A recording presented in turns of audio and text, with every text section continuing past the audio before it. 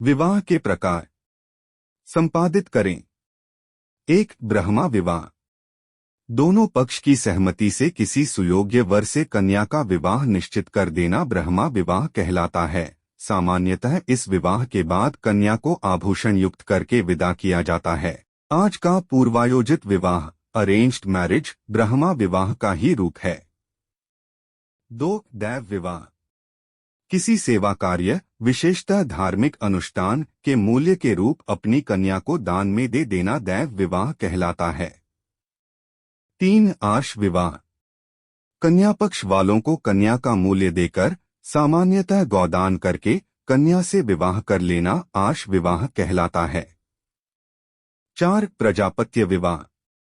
कन्या की सहमति के बिना उसका विवाह अभिजात्य वर्ग के वर से कर देना प्रजापत्य विवाह कहलाता है। 5. गंधर्व विवाह। परिवार वालों की सहमति के बिना वर और कन्या का बिना किसी रीति रिवाज के आपस में विवाह कर लेना गंधर्व विवाह कहलाता है।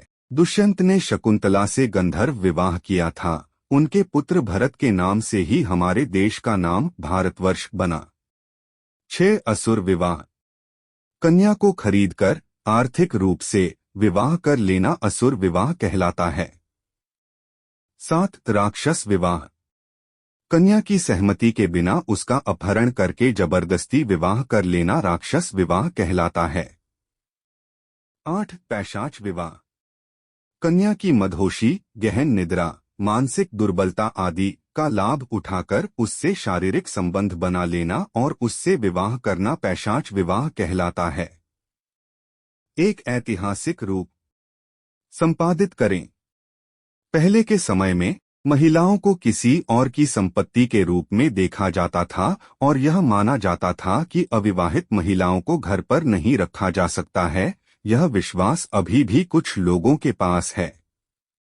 13. यह था और कुछ जगहों पर अभी भी है, सोचा था कि किसी की बेटी केवल अस्थायी थी, वह हमेशा अपने पति की थी और उसके माता पिता का मुख्य कर्तव्य उसकी शादी की व्यवस्था करना था।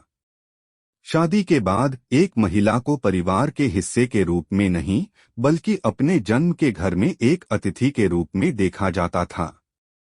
13. भारत में एक महिला का मुख्य कर्तव्य अपने पति और परिवार की सेवा करना था और कई हिंदू त्योहार एक महिला की उपवास या अपने पति की लंबी उम्र के लिए प्रार्थना करने के लिए अन्य अनुष्ठानों की परंपरा को मजबूत करके इसे दर्शाते हैं।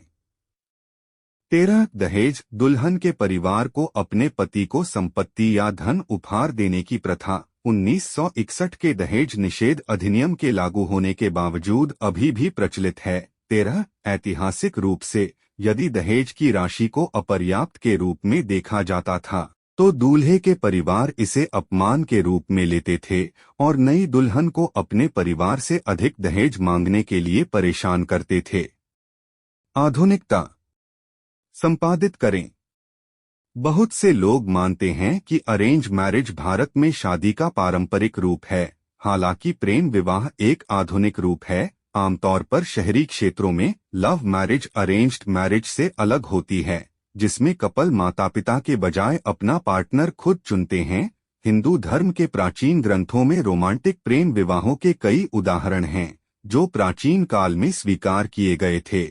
उदाहरण के लिए दुष्यंत और शकुंतला महाभारत की कहानी में समय के साथ कहीं न कहीं अरेंज मैरिज प्रमुख हो गई और प्रेम विवाह अस्वीकार्य हो गए या कम से कम उन पर ठहाके लगाए। कुछ इतिहासकारों का मानना है कि यह विदेशी आक्रमण काल में हुआ था।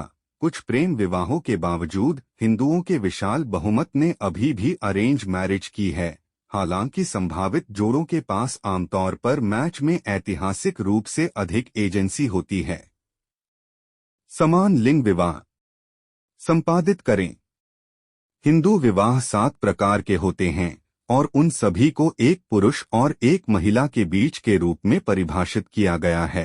इसके अलावा श्री कृष्ण ने उपदेश दिया कि विवाह का अंतिम लक्ष्य ईश्वर के प्रति जागरूक बच्चों की परवरिश करना है। चूंकि समलैंगिक जोड़े एक साथ प्रजनन नहीं कर सकते हैं, समलैंगिक विवाह तकनीकी रूप से हिंदू धर्म में मान्य नहीं है।